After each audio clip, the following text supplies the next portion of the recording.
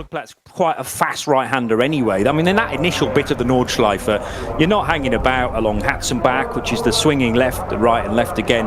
Then you head towards the section at Ho-Eichen. Flugplatz, the fast right-hander, but then it's pretty much flat all the way through Schwedenkreuz, maybe a slight lift. There's an awkward bump in the road as well. And we'd had rain. It was a drying track, but not drying that quickly because the temperature was barely into double figures by that time of night, and there weren't actually that many cars running out on track either. So the clearance of the water kind of wasn't happening. There was probably a little bit of a racing line, but Jelmer Berman just is a guy who does not make mistakes. I was just going to say exactly what Paul Truswell said. It's just he would not countenance or believe that there could be a mistake. Cold tyres, we said all sorts of elements to making a perfect storm, but it's still stupendously unlikely that somebody of his caliber has made a mistake. No, I would agree with that, and I'm even as we speak just checking Twitter in various places to find out what situation we are in with that Mercedes. Can't see an immediate press release from HRT regarding whether the car was fixable overnight or indeed whether they had to obtain a new chassis, which you can do. This is a conversation that we had yesterday here on RS1 about whether it was too late in the weekend to get a new car, and because the car's not technically qualified yet, that's done later on today in top qualifying.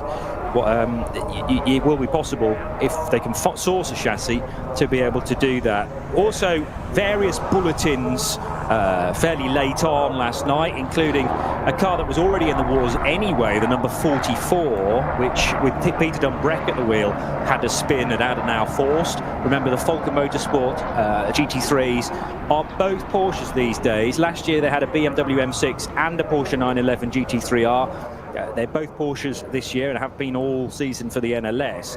But Dumbreck with an awkward moment, again clanging the barrier at least twice, I think, which left the Scotsman facing the wrong way at Adenauer Forst, and difficult to tell as various cars passed that scene, again, how damaged the car was in the darkness.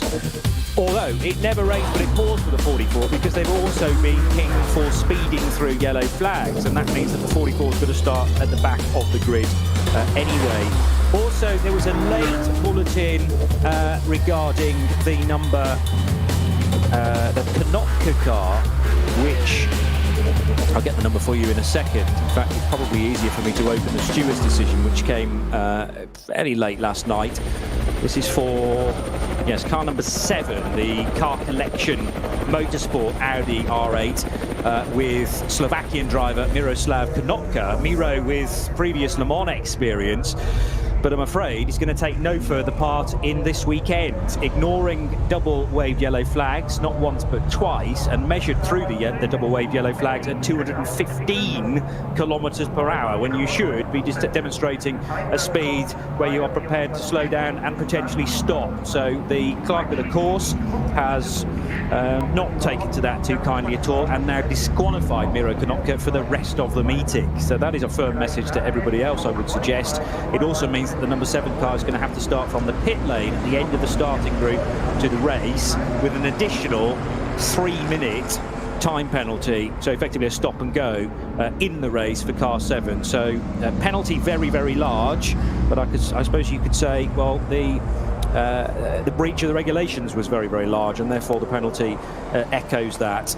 So that's dealt with that. The number 7's, that car's not going to be run with an extra driver, so they will be happy at car collection to run with Milan Doncha, Patrick Niederhauser and Mike David Altman, and they will run without the bronze Miro Konopka. Also Robin Freins in the number 3 car.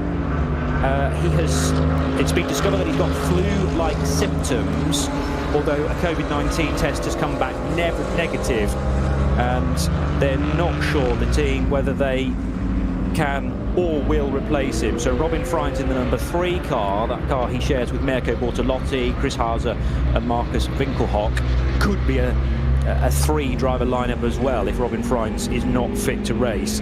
So quite a bit breaking overnight. As I said, still trying to drill down into any information we can get regarding the number 2 car. because it would be horrible not to have Hubert Hauge on the berm and Nico Bastian and Philip Ellis in the race, but they'll need a car in order to do so. The other thing I'm noting is that the rain that affected night practice last night is back, Peter Snowden. It most certainly is, and it was a little bit, wasn't it, Lars? Enough to cause some issues, but we couldn't decide, could we, last night, whether it was sort of around about the complex, the pit complex, if you like, of the GP circuit, whether it was going from there and across onto the Nordschleife or the other way. And I think we concluded that it was definitely coming from the Nordschleife across at the end, at the beginning of the lap, as it were, onto the GP circuit. Very, very different today. There's spray coming up from the cars everywhere, so that's going to be great at night, isn't it? Spray and dark, so we're not really going to see anything. No. To be able to pass on to you listeners. But lots and lots of spray this morning. It is going to, looking at the weather forecast, it is going to decrease in its precipitation by around about 2-3 o'clock this afternoon, which will be good for our other session later on today, which is 4ish, I think. 4 o'clock? 4:40.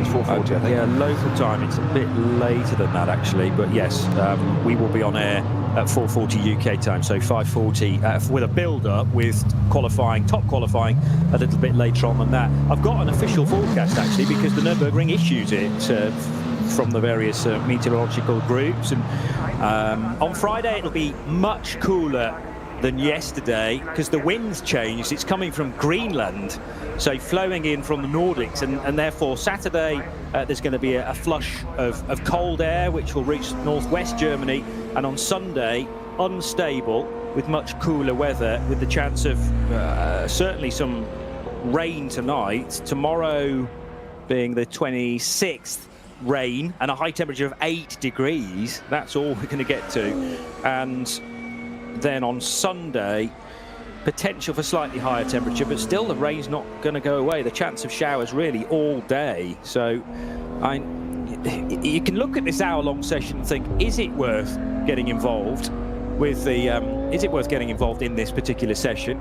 And you'd have to say, well, probably yes, because these are the conditions they're going to encounter in the race, and it's going to be better to draw at least a little bit of data out of this, but without throwing the car off, and it's very easy to do that.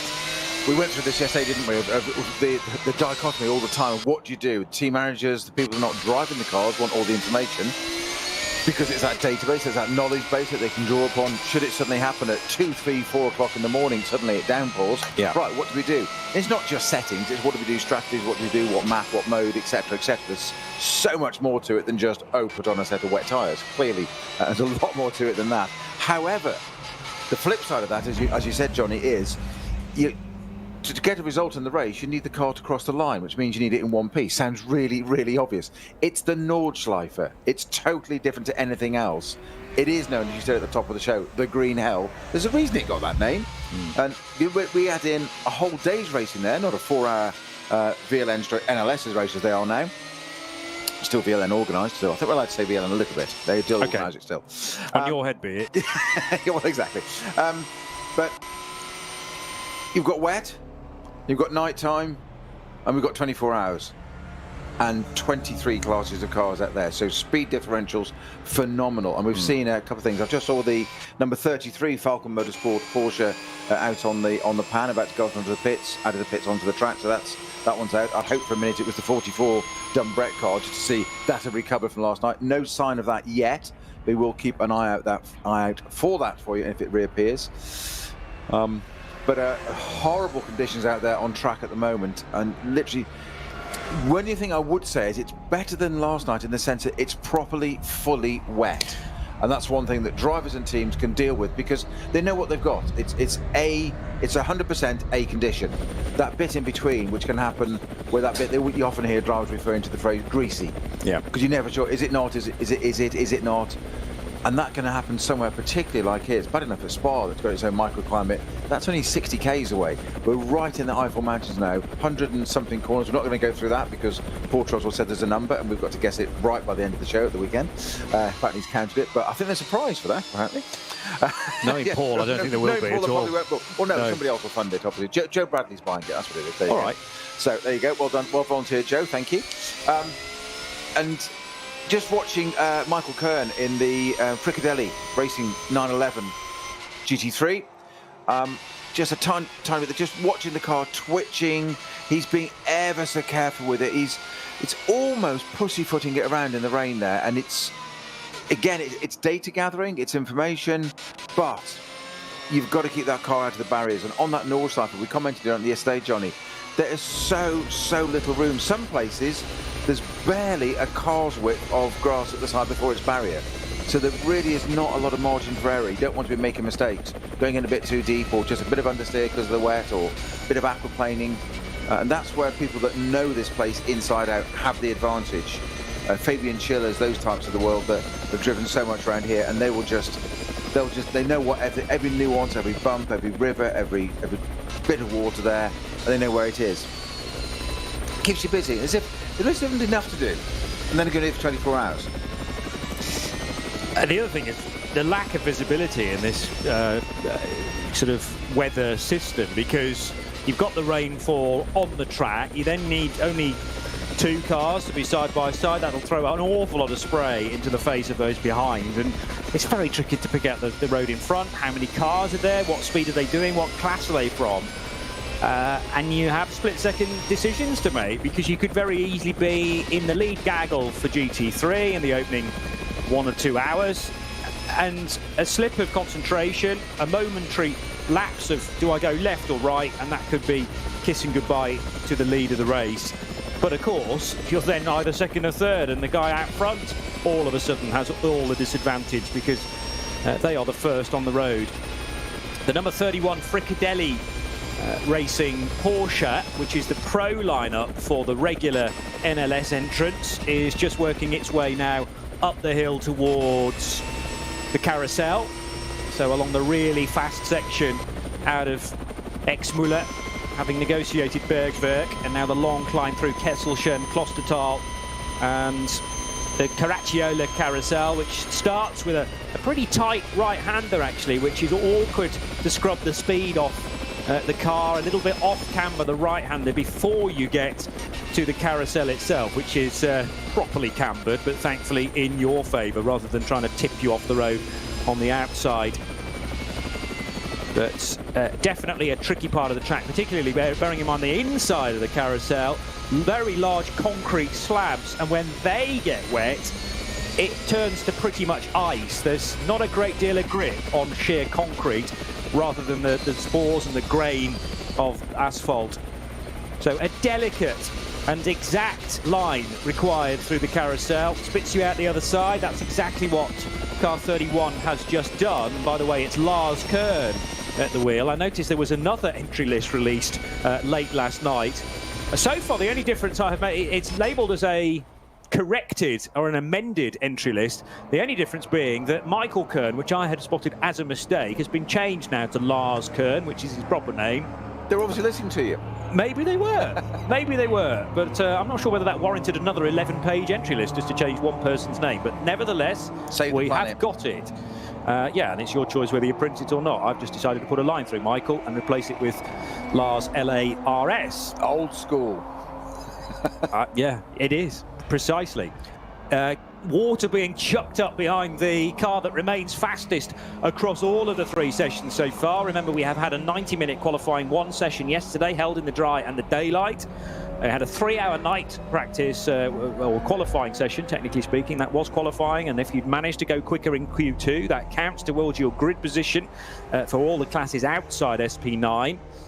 And this is the 3rd qualifying session, so another opportunity to go quicker, but that will not be possible in the wet weather conditions, because, as I said, Q1 was held entirely with dry asphalt. So at least a chance to put some mileage in. Oh, Lamborghini with Marco Mappelli at the wheel, who, by the way, it's his time that remains the quickest across all 3 sessions from yesterday, an 8:11.428. But he was getting pinched a bit there by one of the lower order cars. Hopefully he managed to escape that incident, because focus was turned elsewhere. But I'll keep my eyes peeled on Marco Mappelli's opening sector time. The opening sector, by the way, is pretty much the whole of the Grand Prix track here, before you then head left through Hatzenbach and on towards the Nordschleife for your run around this 25.3 kilometre circuit.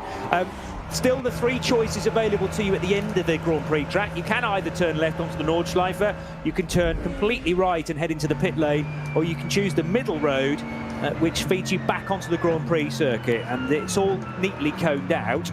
What that prevents you from doing, though, is coming off the Nordschleife and directly into the pits. You can't do that. What you have to do is a full lap of the Grand Prix circuit before ducking in via the back door, effectively, into the pits that way. Over the line goes the number 4 Mercedes, which is the orange and black livery car. All the Mercedes, the kind of key ones from HRT, running on Michelin tyres this year. Same pretty much for the Audis as well, with the exception of the number 7 car collection Audi, which is the one that Miro Konopka's been disqualified from. That car runs Goodyear Eagle tyres this year. Car collection historically have run the Dunlops, and generally speaking, got an entry list from last year with the tyres listed on it. You can transpose Dunlop into Goodyear this year, as is the case in lots of European motorsport from 19 into 20. The same has happened in the ELMS, British Touring Car Championship.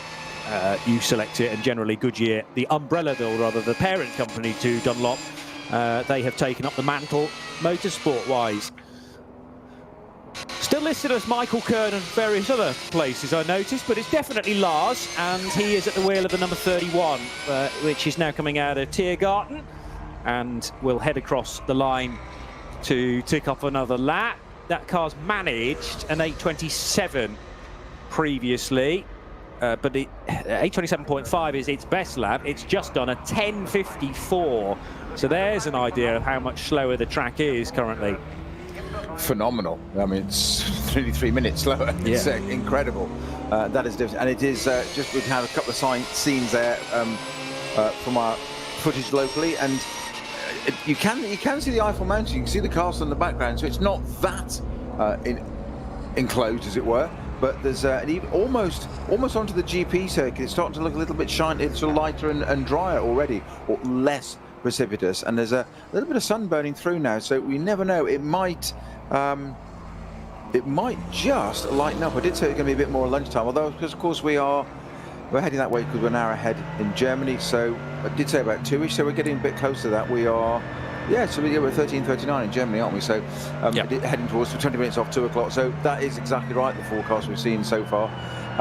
I would still not suggest one could relax at the wheel of any of these cars, and we're focusing as ever.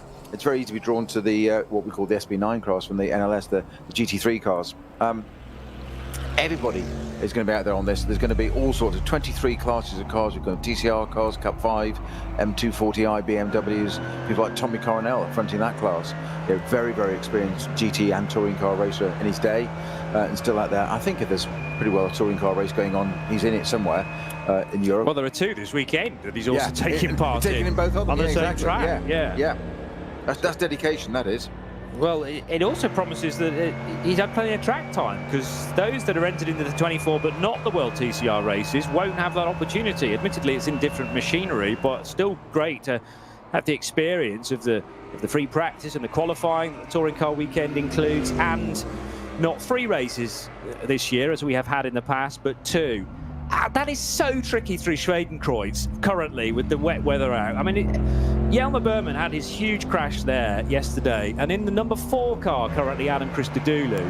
Well, I mean, where do you safely put the car there, Peter, when you've got so much standing water? Well, nowhere near the curbs, especially on a loaded side. Unloaded, perhaps a little bit. We saw a little bit of that when we say unloaded, as in that side is not doing any work there onto the curbs. But wet paint, just gyrates a car like that, he would keep it up. It sounds really obvious, but it's so simple to do it as well. And Adam Christodoulou in the number 4 Mercedes at the moment has got a completely clear lap, so he's on his own. So he can pick and choose his line. So this is a great opportunity to pick up some real data for the team, because he's got no excuses, no back markers, nobody balking him. He just sit there and go out, and it is quite literally a data collection.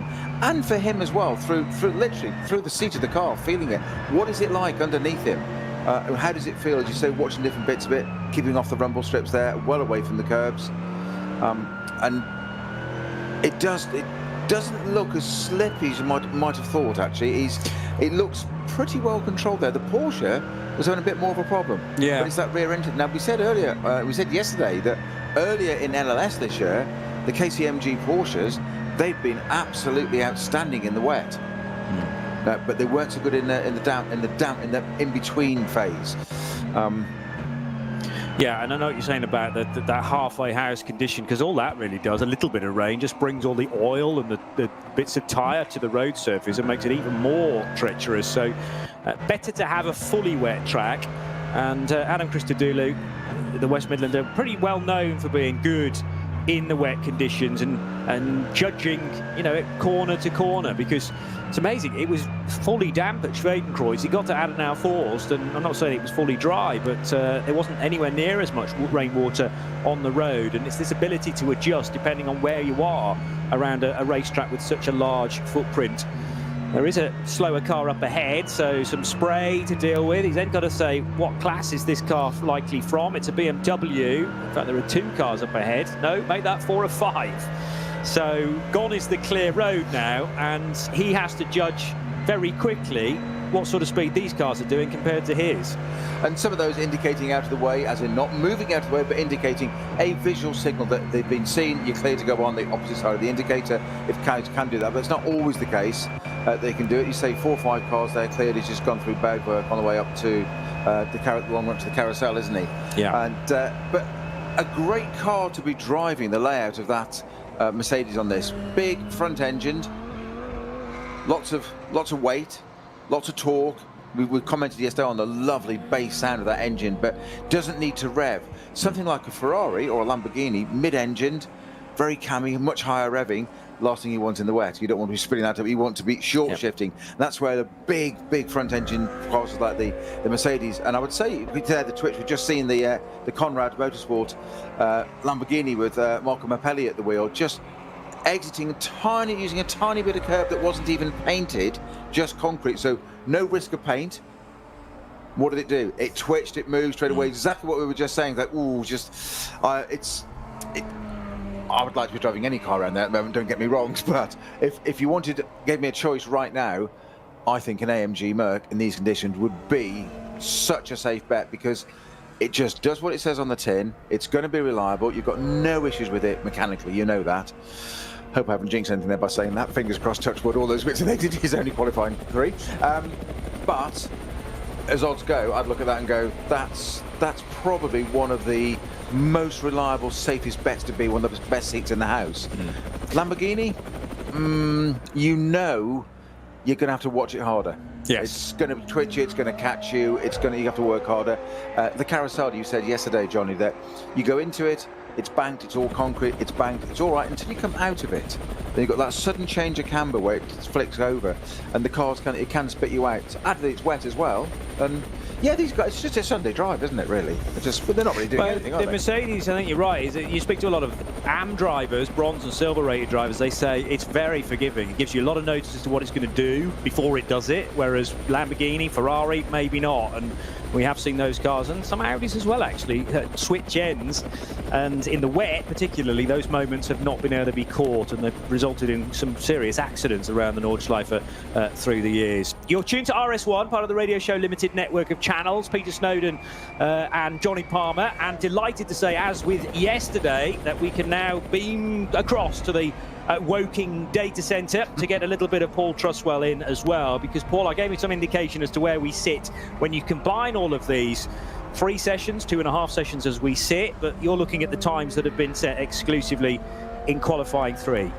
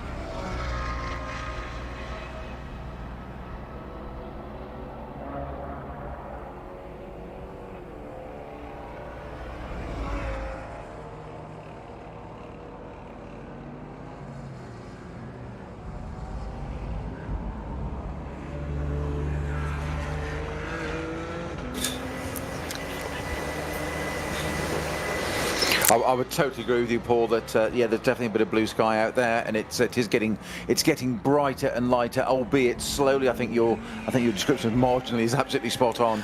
Nice to see out there the number 44 KCMG, sorry, Falcon Motorsport Porsche of Peter Dumbreck, which had that off yesterday. So that's one of the cars that has returned. That was one of the cars that had a. We did wonder actually whether that was going to be not necessarily a red flag that we had with the HRT a bit later on, but it was certainly a big off, and there was a lot of debris of that car on the side of the track. It was facing the opposite way. But it's back out again, looking complete and whole and showroom new. Never raced or rallied. Ready for you to buy, sir. But yes, Paul.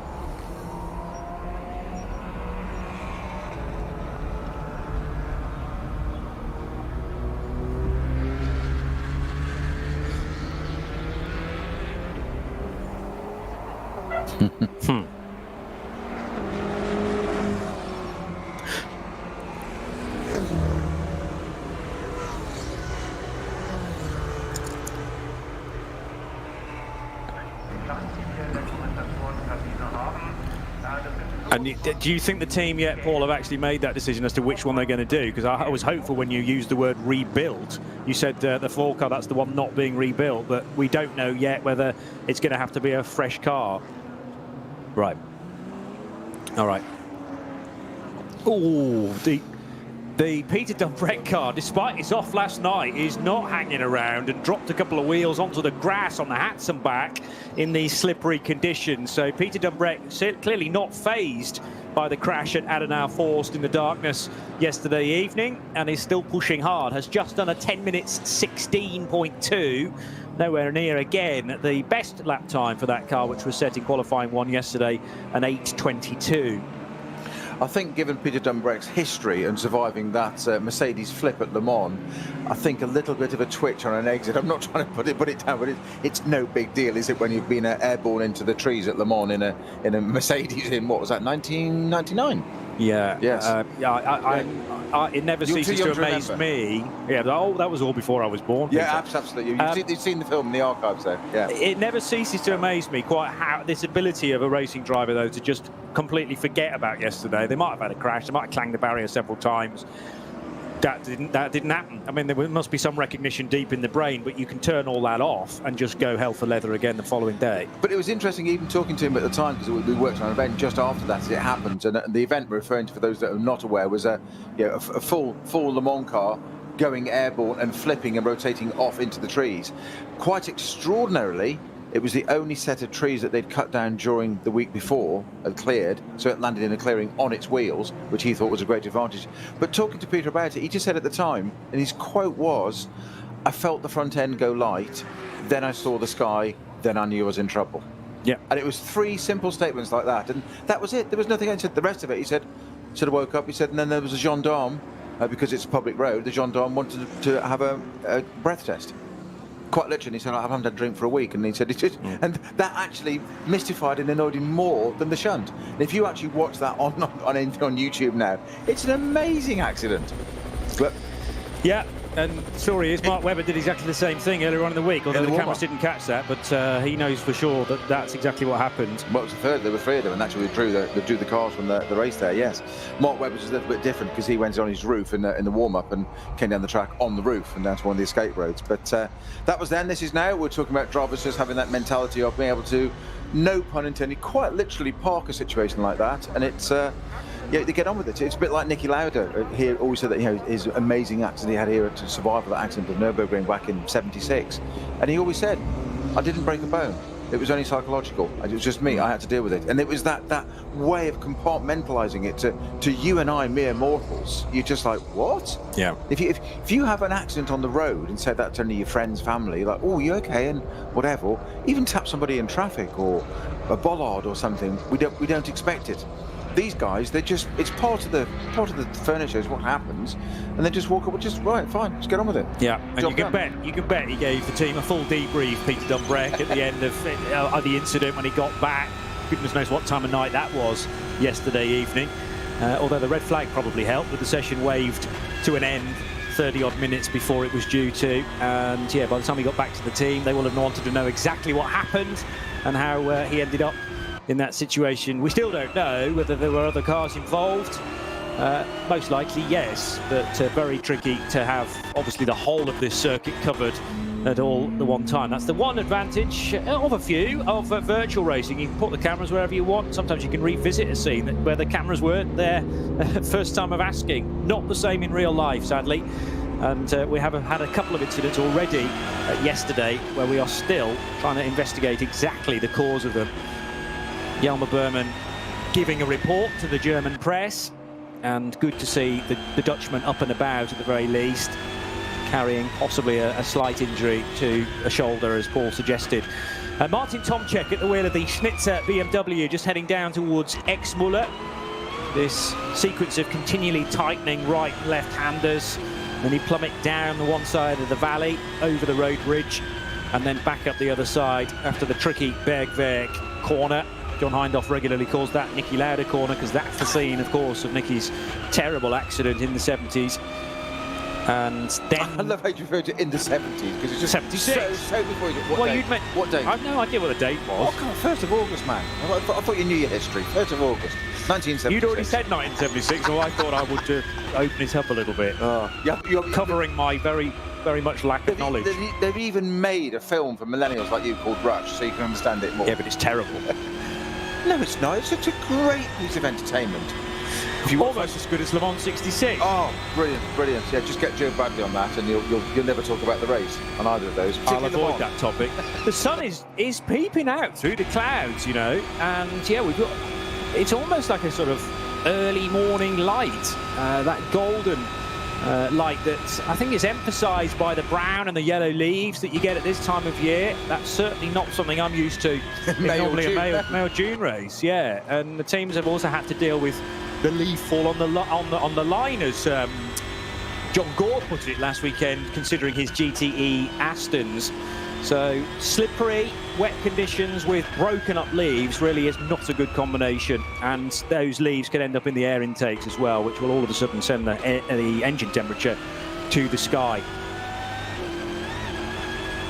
I noticed the driver's now been changed by the ID for the 42, because it wasn't Augusto Farfus at the wheel of that car when I last checked, so I think we put the Brazilian in now rather than Martin Tomczyk, as I mentioned a couple of seconds ago. So it's not normal to change a driver halfway around a lap, is it? It's not ideal, certainly. We've had a few of those instances already today, though. And I'm not sure whether that's driver error, operator error, and forgetting to put the ID to the correct position, or it's just a delay in the data reaching the time systems. Whoever it may be in that number 42, we're being told it is Augusto Farfus. You're absolutely right, Johnny, and Paul, the assertion that it is getting brighter. There was even a run up to just after Bergwerk on the run up to the carousel, where it was visibly sunny in the trees for that little bit, only that one part of it. So maybe it is brightening up, that's good. But Augustus Farfus, that we are being told that's in the 42 BMW M6, the Schnitzer car. That is as twitchy as anything, and that's not even using the curbs. He's having real trouble getting the power down, and I think we're starting to get to that stage of the track that we said the drivers dislike so much. Paul spotted it first. Certain areas of it are most definitely starting to dry out relatively, but it's such a long lap, of course. They're completely sideways for, it's almost historic driving there for Farfus, with it completely sideways. I didn't even thought he was on crosswise around somewhere like Spa in it. But you can look at the track and see that it's so patchy, and bits of it look they almost lure you in.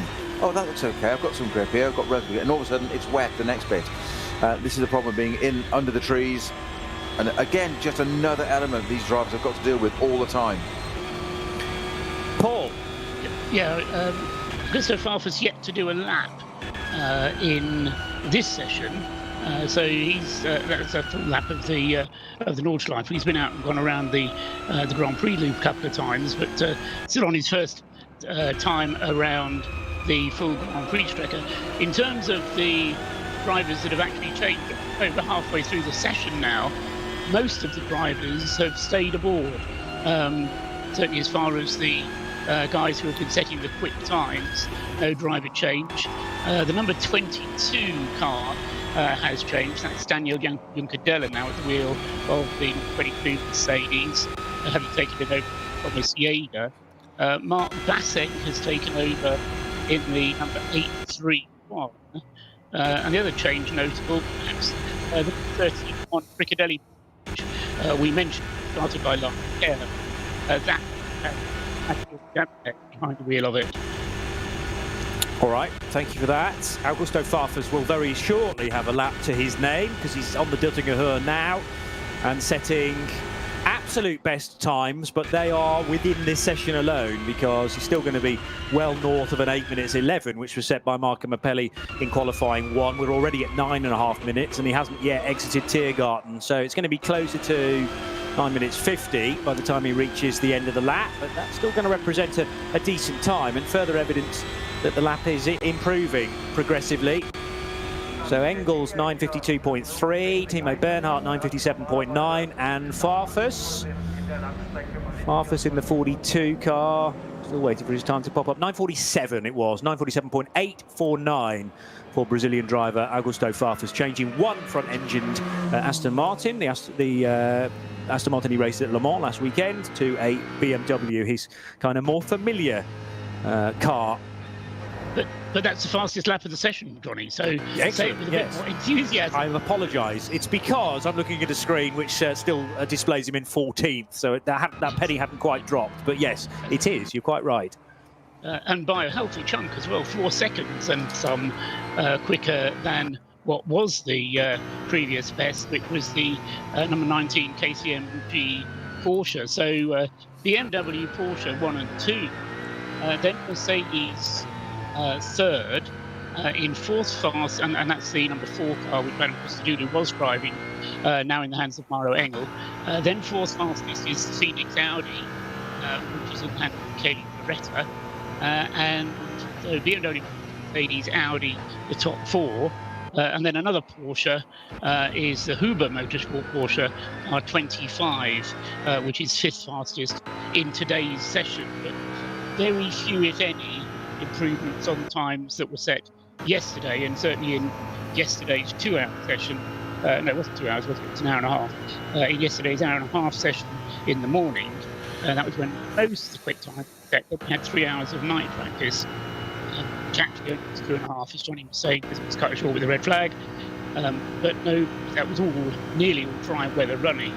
So not really an opportunity for teams to improve on yesterday's times today, although the opportunity exists to do so. All 3 of the qualifying sessions do count positions.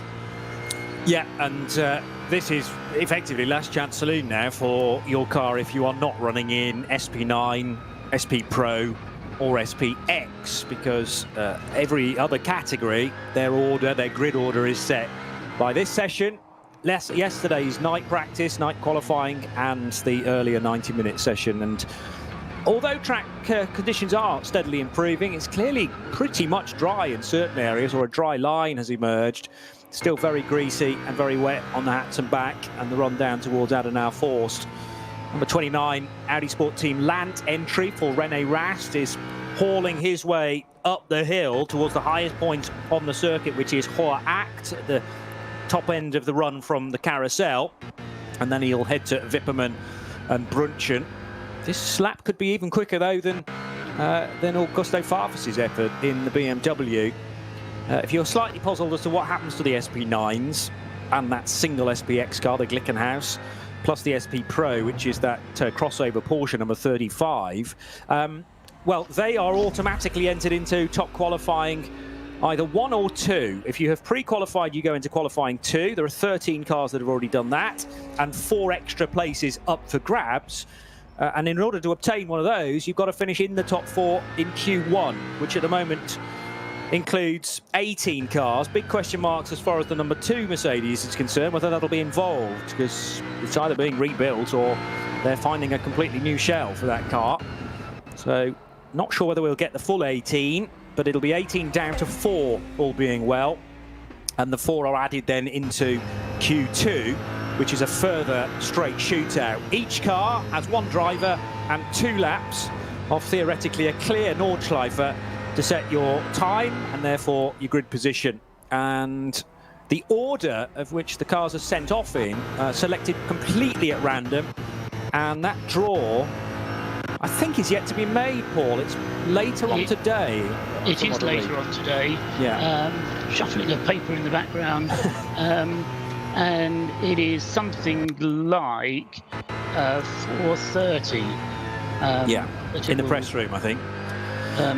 Yes, usually it takes place in the middle of the paddock, and it's a bit like a market square with a kind of public drawing of lottery, and usually we get nice sunny weather for it, and everybody's having a good time and gets the opportunity to take some photos, get some autographs, but behind closed doors it won't be quite such an event. But nevertheless, yes, you're right, it is drawn, and that if the weather is going to continue to be uncertain, then it's going to potentially be quite a significant draw as well. Yes, because you're not necessarily going to get stable conditions throughout what is a long session, actually. When you combine the two, it's over a couple of hours to get through it, and therefore, well, maybe an hour and a half actually, but therefore the weather could change notably from start to finish, and it becomes a little bit of a lottery in that respect. René Rast has reached the end of the Dottinger Höhe. He's heading now through the very fast left-hand kink, which is easily flat in one of these aero-dependent Audi R8 LMS cars. And now heading into the much slower Tiergarten with a Pixum Team Adrenaline BMW up ahead in their familiar orange and blue colours. Pixum Team Adrenaline based at the Nürburgring and provide effectively an arrive and drive service for those wanting to take part in the N24. So there are a number of Pixum cars up and down the entry. Rover BMW feeding in from the right as well, almost alongside René Rast. That car having just completed a Grand Prix lap, but deciding not to go onto the Nordschleife quite yet. Still 18.5 minutes to go, Peter Snowden. I was thinking that, so yeah, it's quite extraordinary, the mixture of what you can do with that coned bit of the Grand Prix straight there, and to, you know, I'm not going to go onto the Nordschleife yet. I'm going to do a bit more intel here. I'm going to come back, and you've got cars coming in, cars joining, cars trying to do qualify times. We know it's not qualifying, it's data collection right now, but just in that one area there, as you said, you've got that you've got an SP9 GT3 car coming up behind a GT Cup car category, the Pixum Adrenaline car you mentioned. 2 totally different speeds, 2 totally different types of cars. The Pixum car keeps the right out of the way, but mustn't go through too near the cones. No. You've got another SP9 car coming out that, is he going to do a lap or not? Then others coming out from the pit lane, and they've got to stay on the blend line. And there's all sorts, of course, they're all doing their own thing.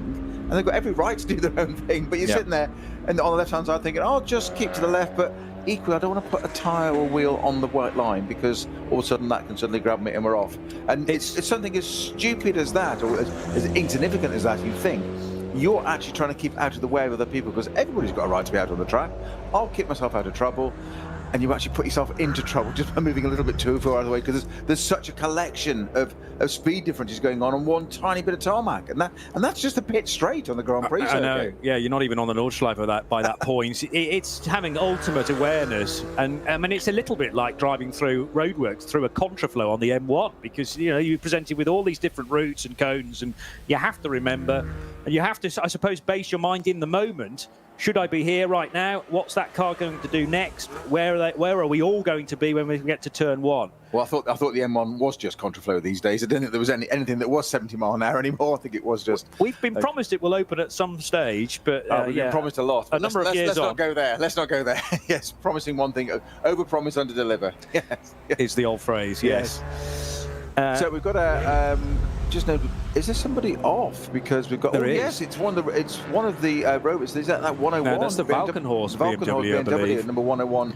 90 degrees across the track, and is that just is it Hatzenbach just going onto the circuit, onto the Nordschleife? Early on in the Nordschleife lap, yes. And that's almost as if it's just, I'm going to say, half swapped end. It's almost like it's gone 90 degrees. It's rejoined, but it's doesn't appear to be any damage. Doesn't look like it's gone off completely, but it's like, as it gone to the Hatzenbach, the right-hander, it's suddenly done 90 degrees and just swapped itself right and stopped. I wonder what's caused that, apart from obvious track conditions, but again, not exactly an undermanned car, that. No, and what we need to find out now is which of the Von Bolens is at the wheel. Paul's probably got a more detailed timing screen that includes first names, but in the 100 car, we have 2 family members from the Von Bolens, Friedrich and Mario, and they are joined by Andreas Ziegler and Henry Valkenhorst, who is the team owner, as the name would suggest. And Christian Cronjes, David Pittard, Mikkel Jensen and Jordan Pepper make up the lineup in the pro side of the Valkenhorst BMW. They have 2 M6 GT3s, and the majority of the Valkenhorst BMWs, actually, additionally to the SP9s, there's some M4s running in this race as well. And as far as I can tell, they're all on Yokohama tyres, which is historically their chosen tyre manufacturer. So Audi and Mercedes principally going on Michelins, but we've got 2 BMWs on the Japanese rubber. We've got Mario von Boland at the wheel of the 100 at the moment, Johnny. Okay, thank you for that. I think that was what the question was. It was. Yeah, I thought I'd give you a little bit of time to get the necessary data. 100 and 101 already into top qualifying 2. So they don't have to concern themselves with putting a lap in that will at least qualify them to be in the top 13, or the 13 that we have already assigned to that second session. And that's all going to take place later on today. And in the UK, we will be on air at 4:40 here on RS1 to cover that whole session. And in depth, obviously, there's quite a lot of backstory that we will need to cover through the course of the previous 3 sessions. But 5:40 Central European summertime through till 7:15. So that's what I mean about it being a long session, including 2 separate runs potentially for 4 cars. But the general structure, although it is fundamentally different in the idea of having Q1 and Q2 from previous years, if you watch the Nürburgring 24 or listen to it with us on Radio Show Limited, the general structure is the same. You get 2 bites at the cherry, you get 2 laps, and you choose the better one of the 2. Yeah. And cars get released from the pit lane rather than being released from the track, but they get released at 30-second intervals. So theoretically, at least, they've got quite a bit of a gap between them.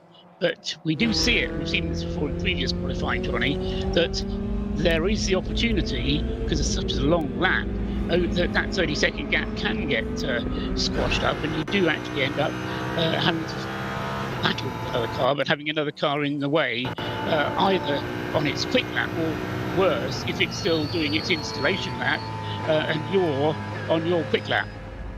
We have had incidents where cars have had accidents on their qualifying laps as well. So all of you behind that, all of a sudden into yellow flags and potentially a code 60, which will utterly scupper your chance of qualifying well. So Yes, 30 seconds apart from the pit lane for stage 1, and then more cars introduced for stage 2, and there is that crossover of 4 cars of the qualifiers. 29 down towards the right and left, the Yokohama S, which starts this configuration of the Nordschleife, or the Nürburgring-Nordschleife combined, the Gesamtstrecke. Now, a moment or two ago, a moment for the Valkenhorst BMW and an Audi arriving on scene. This is after the Valkenhorst incident, and he has to then straight line a significant chunk of the Hatson back there, Peter. Well, it is over the curb, down across the grass and rejoined, and quite apart from the lap time is kind of irrelevant because it's just going to be annoying actually to drive. You're going to feel nonplussed at yourself at best, but it's the collateral damage, what that can do to the car underneath. It's just bounced over the curbs. It doesn't take them to the air or anything quite like that, but they're not meant to do that. They're meant to run on smooth tarmac racetracks, and hitting a curb, we've got splitters and bits of carbon underneath, and it's collateral, and what it might do, something else that may not appear really obvious now, but it appears 2 or 3 hours time, or more importantly, into the race. And it's obviously engineers will go around in there, but it can damage air jacks, all sorts of things. You suddenly come into the pit stop and you think, oh, got away with that, just gone across the grass, no problem. Finish your stint, come in, and the air jacks don't work, and all of a sudden you've got a problem. Yeah, stay on the grey stuff. Well, that's always the best bet. But speaking of moments that actually don't manifest themselves till actually many hours later, there was an incident for the man-filter Mercedes in last year's race when I'm pretty sure it was Raffaele Marciello who had contact side to side with another car in one of the lower classes at the Dunlop hairpin. Now that actually dinged a steering arm, which didn't break until 2 hours later when there was an entirely different driver at the wheel, Maxi Goertz, and all of a sudden the steering broke and it pitched him into the Armco barrier. No warning whatsoever. And driver A, hugely apologetic for putting that situation on driver B. But I mean, that's the beauty of a shared race and the fact that we're racing for 24 hours. A component can start to break, but doesn't fully break until 1, 2, 3 hours later. Yeah, I wouldn't describe it as the beauty of it, but from our perspective, from my driver B's point of view, it's not. No, and nor is it for the guild to driver A, for that matter. Well, I thought from the fans, I thought it was great, because you had to have been watching many hours before for the story to make sense. The point you're highlighting is that, of course, that these cars are designed to work in a certain way. It's a very small operating window actually, on a track in a certain direction, whatever. A little bit of tap on the side, and it's not designed to take it. As you say, something that just it's really it's strong in one direction, correct, but not in the other, because it's not designed to take that stress. Yeah. And it's that's how they're designed. Yeah. Just watching a little bit of footage for us of the Conrad Lamborghini. That's the car that's still topping the timesheets. Obviously from its time from yesterday, that 8:11.428 that you commented on earlier, Johnny.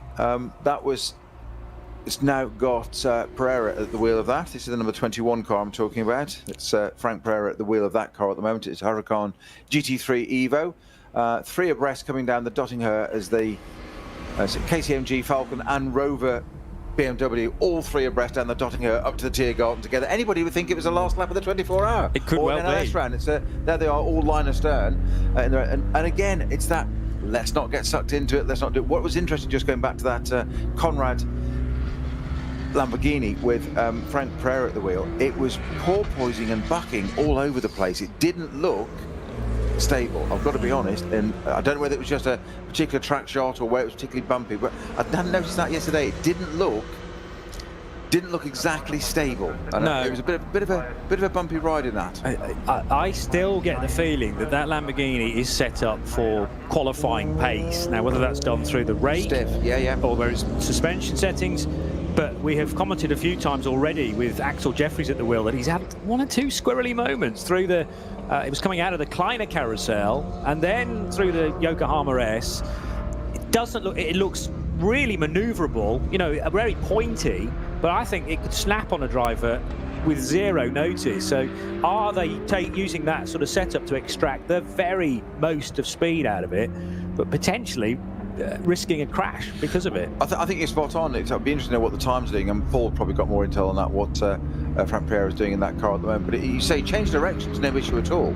But linear, it's like it's porpoising, it's bucking around, and you just think, oh, that's in a straight line. So getting that power down, we were talking about that, rear engine, and Paul was quite rightly saying earlier that the advantage of a rear mid-engine car is that you've naturally got free weight over the rear wheels, the driven wheels. Yes, you have, but you've got a naturally lighter front end, and Porsches are notorious for that, for the way you have to brake with them. You can't brake in a straight line, finish your braking and turn in. You've got to trail brake these cars in. Keep coming over. That's why they run so much rake in them. You've got to get that front end loaded, because it's all very well having the traction, but the traction is out of the corner. It's no good if you can't turn the front end of the car into the corner, and you've suddenly got understeer, and it becomes a problem. And most drivers, as I said yesterday, most drivers don't like understeer. There are a few that do, but I classify them in the Flat Earth Society. I know what you're saying. Totally. It's out there now. It's out there running around. 6 3/4 minutes to go. The really nice paint job on the number 5 Audi is yellow, red and blue. I'm really impressed with the organisers of this race, who have now issued a sort of final entry list with the full spotters guide. And you're not talking about photographs of the cars that are weeks, months, years old. They have been taken this weekend. So if you head to the web address 24H hyphen Rennen, the German word for race, .de /Teilnehmer. So that's TEILNEHMER, Teilnehmer -2020. There is a full list of all the cars in the race and what liveries they're running in as well. And I've even let Peter know about this, because I was keeping it secret for a while. I am hugely impressed on 2 levels. A, that you managed to get that in there into a broadcast, and Teilnahme, whole web address in there. But more importantly, that in our second day of commentary, you're starting to share things. There is hope for us yet. It's for the greater good, Snowy, at the end of the day. But you're keeping the jelly babies to yourself, aren't you? Yes, they are all mine. I noticed that pot moved to your side of the desk. There's 2 bags worth in there, but they are all mine. So yeah, 24H-Rennen.de /Teilnehmer -2020, and all the drivers I think are update as well. So up to date rather. So there have been some changes, obviously, with 9 Porsche drivers not able to take part in this year's race after a breakout of COVID-19 at Le Mans last weekend. But all that's been taken into account as well, and a really valuable resource.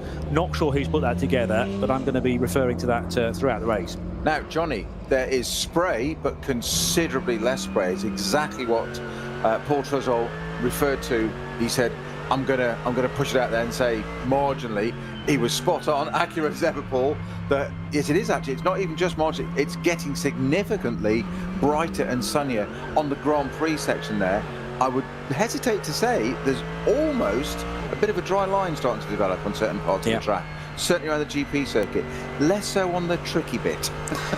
Indeed, and that sort of depends on whether the road section's got a crown, so drainage slightly better, whether the camber's in your favour, positive camber or negative camber, and sometimes the rain just sits on the road because it's perfectly flat. It also accumulates around the curb and on the white lines, which is exactly what Peter was saying earlier on, because the white lines, if you do catch them, are like ice, and the track, rather the car, will rotate on you almost straight away.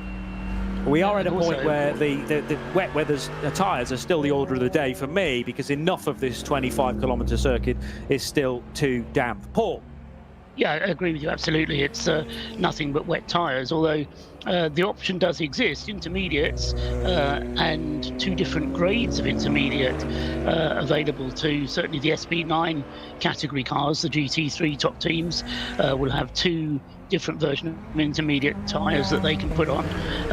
So there's plenty of choice out there. But the other thing which affects the track drying out is the number of overhanging trees. Certainly in areas as you, for example, go through Arenberg and up towards the Fuchsrohr, there's a lot of trees overhanging the circuit, and that really does slow down the rate at which the track can dry out. Other bits, around the Grand Prix loop, it dries out very quickly because it's wide open in that part of the circuit. So you really do have to have your wits about you about how much grip there is there. Of course, if you're only doing a single lap, doesn't really matter. But when you're doing it over the course of a 7-lap stint, an 8-lap stint, then you know, being consistent and pushing on every corner is so crucial, so vital to be able to get those times in. And just going back to the topic of intermediates, Paul, are you allowed to hand cut a slick, or is that a right? So is that the grade 1 of intermediates, effectively?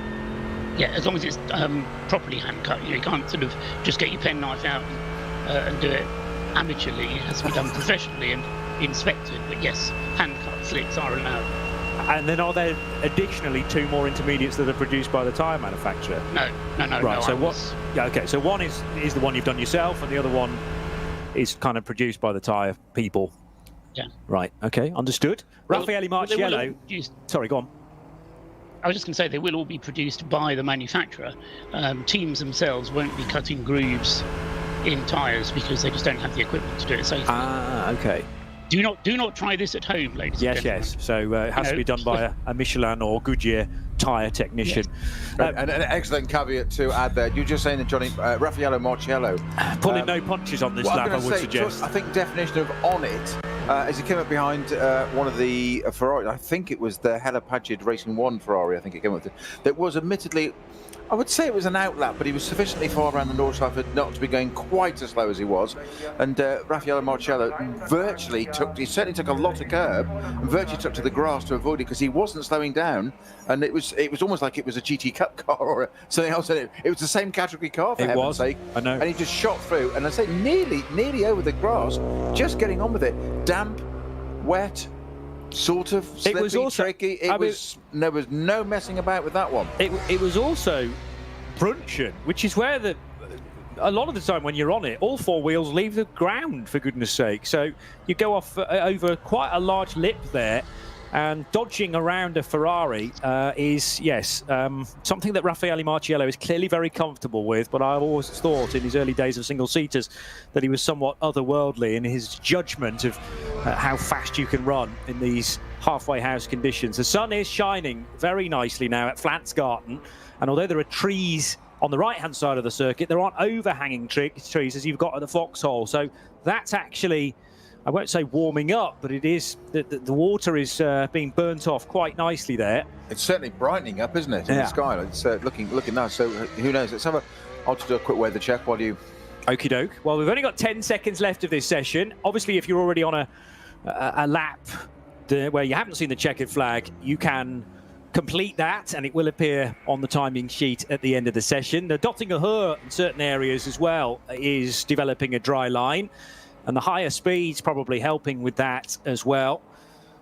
But well over to the left is the desired line for Dennis Olsen, and then he veers completely to the other side of the track, interestingly. So searching around for the wet parts of the circuit. Keeping those tyres cool, doesn't he, Dennis Olsen? Yeah. So that KCMG car. The Norwegian is set for racing both the 18 and the 19. At least he can do, because he's been entered into both.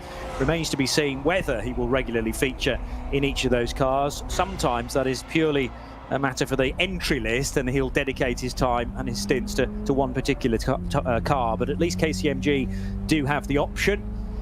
And yeah, where he can pick and choose which part of the circuit he's going to use, he's doing exactly that. So the Dottinger Höhe being 5-6 car widths wide, plenty of opportunity to do that, as now he sees the checkered flag. So that'll be the end of session for car 18. It's a 9:32.033, which could actually be the quickest time of that whole session. It's going to run it close, 9:32.033. I don't think any car above him on the timing screen collectively has gone quicker than that in Q3, Paul.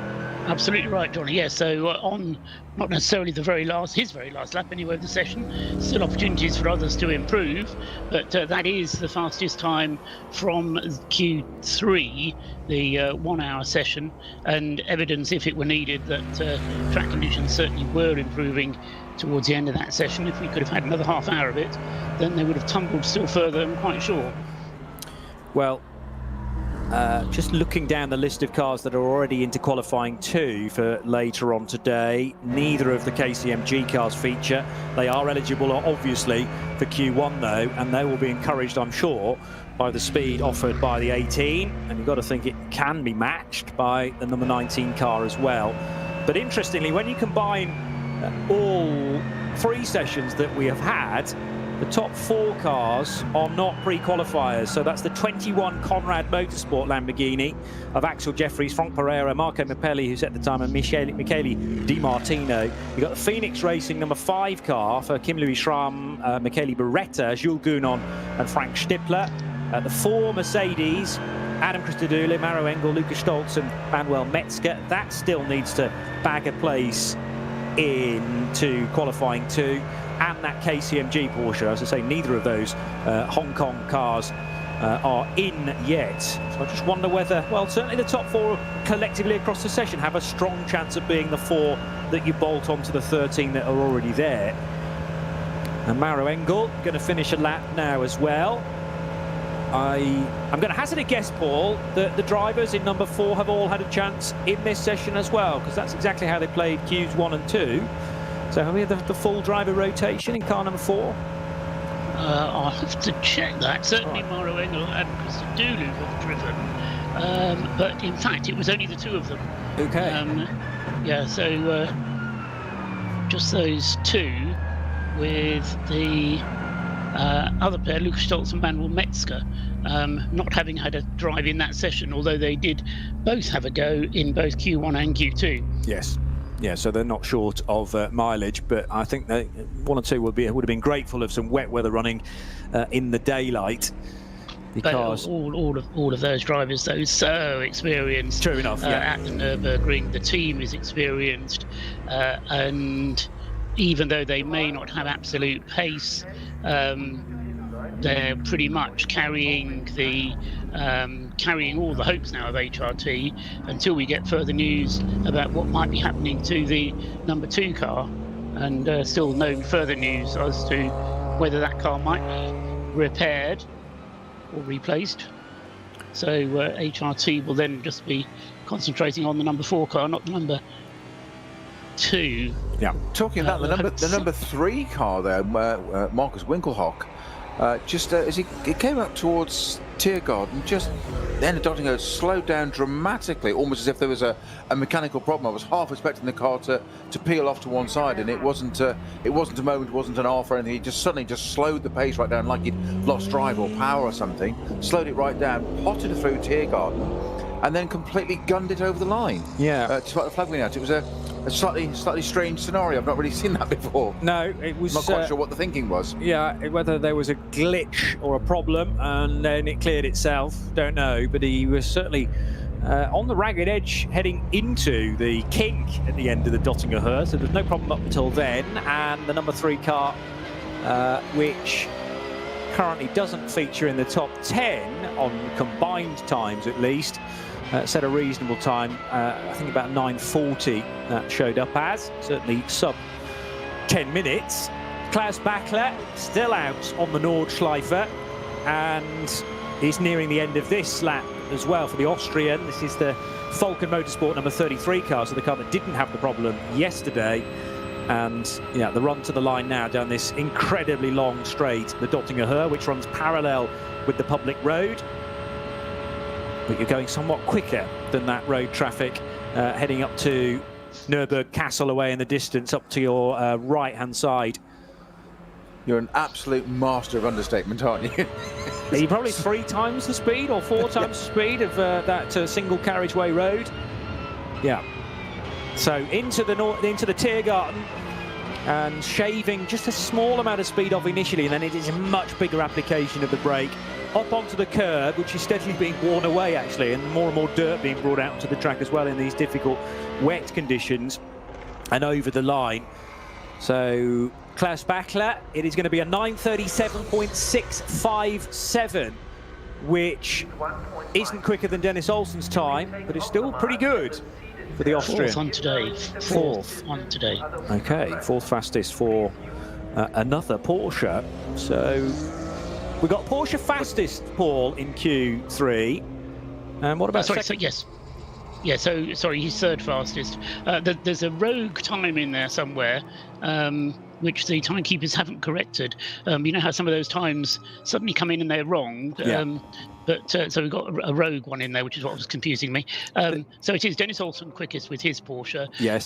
The Phoenix Racing Audi is second with a 9:37.618, and then not very much slower than that is the Klaus Bachler Porsche, the Falcon car number 33, with a 9:37.657. And the next car is the number 4 Adam Christodoulou Maro Engel HRT Mercedes at 9:40.104, followed by the other KCMG Porsche car number 19, Eduardo Liberati, driving it towards the end of the session there with a 9:40.923. But all of those times, just to reflect for a moment, at 9.5 minutes for the full Gesamtstrecke, compared to a best lap done in the dry conditions of 8:11. It's a minute and 20 seconds slower. Now, you know, yes, conditions were wet, but they weren't improving. You should just think about that. You know, you're losing over a minute, 80 seconds around the track just because it's a bit damp. I mean, it really does show you not only how hard they're pushing, but how hard they must be pushing as well when it's fully dry. Yeah. And yeah, what I was trying to work out is whether there was one particular car, one particular chassis type that might be favourable in these conditions. And first few cars I wrote down were Porsche, and I thought, oh, have we got a pattern here? But actually, Audi and Mercedes very much present in that top 4. But I always love that, you know, these cars are very carefully balanced.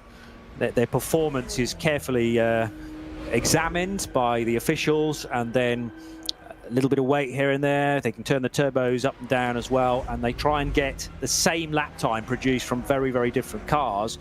But obviously, when we get the changeable conditions, some cars are favourable, and it's always fascinating to me trying to work out which ones they are early on in the weekend. Steady stream of cars again, though, at Tiergarten. So checkered flag's been out. Oh, and it might be a bit tight between a GT3 BMW and one of the 3 Series cars from further back. That's actually theoretically a slower car trying to get ahead of the one that is reliant on all the aero, Peter. Yeah, I think it was one of the M6s, wasn't it? With the Schnitzer cars, I think, just coming back to the pits, finishing his lap, as it were, and minding his own business. We've said this so many times this weekend, but the other way round, where the GT3 SP9 category cars come across the lower category, the GT Cup cars and M240i's, and have to deal with them. Well, it was completely swapped around there. The smaller 3 Series BMW trying to finish his lap and get his data and get his time for all his team, and there's a big M6 in the way. Move. The big difference there is the little BMW is desperate for a qualifying time, whereas the one in front doesn't really care because they do their qualifying later today. So there's your complete extremes as to the importance of this session.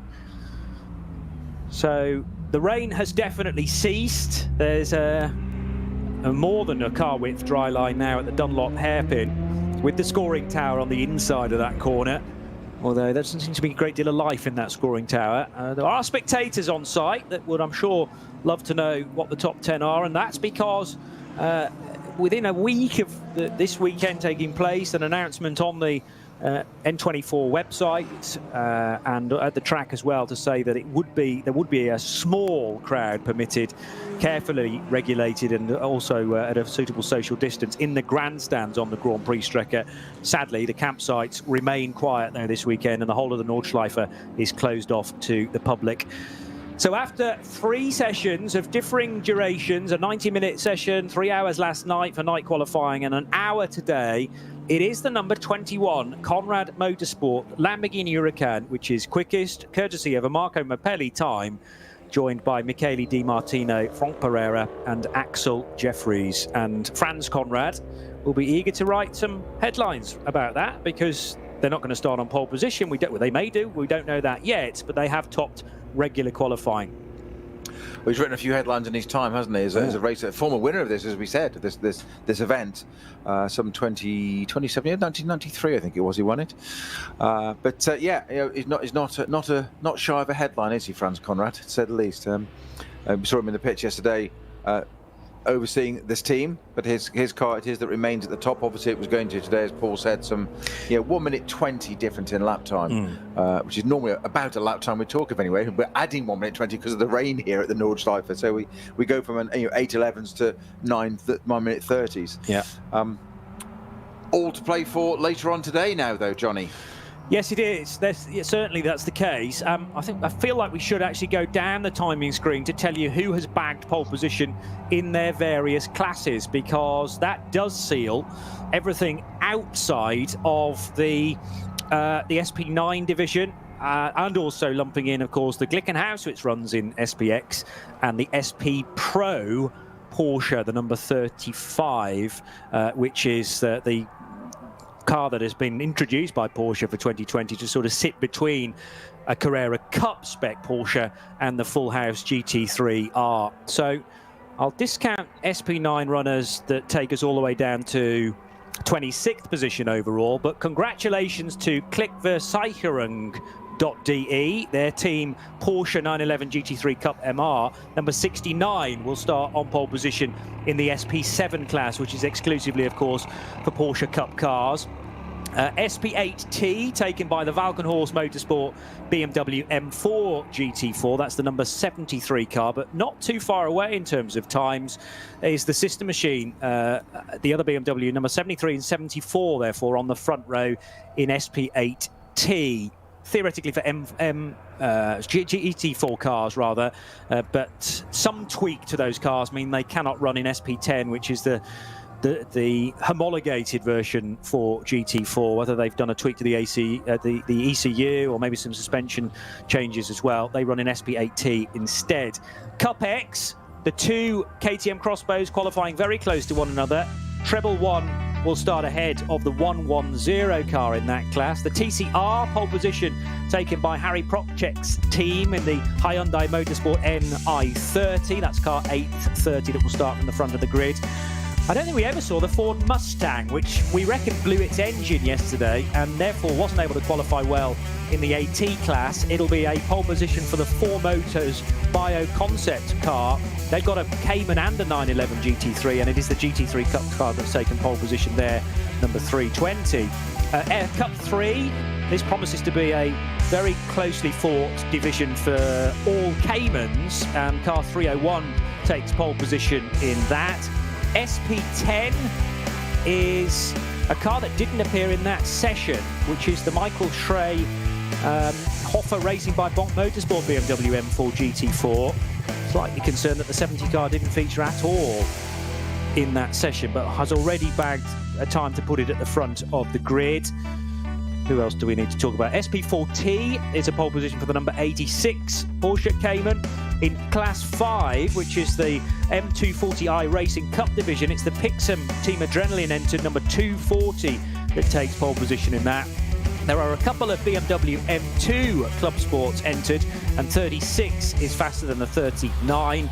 And in V2T, congratulations to Danny Brink for setting a time in the Pixum Team Adrenaline 330i, car number 330 taking pole position in that. I have missed a few, but you can obviously head to the website 24h-rennen.de for the full grid, which includes 90 plus cars. And during our full countdown to green tomorrow ahead of the race, I'll try and give everybody a mention that have scored a pole position, because everybody, I think, is worthy of note, and 24 hours provides us an opportunity to at least recognise everybody in the race, I should think, Peter. Quite right. It's easy to focus on the cars right at the front. So, the GT3s, as we say, but there's, as you said quite rightly yesterday, almost at the very beginning of the show, there's not 2 or 3 or 4 classes. There's 23 classes in this. So there's a lot to look forward to. We're back in 3 hours' time, aren't we, for qualifying? Yeah, 5:50 Central European Summertime, 4:50 in the UK. Actually, we'll be on air a little bit 10 minutes before that for the full build-up for a changed for 2020 top qualifying across 2 different sessions. We'll explain the ins and the outs of that when we get closer to the time. Thanks to Paul Truswell, to Peter Snowden, and to Kerry Cobb, who's been making sure we stay on air. Join us later on RS1 for the full top 30, top 31 qualifying. Bye for now.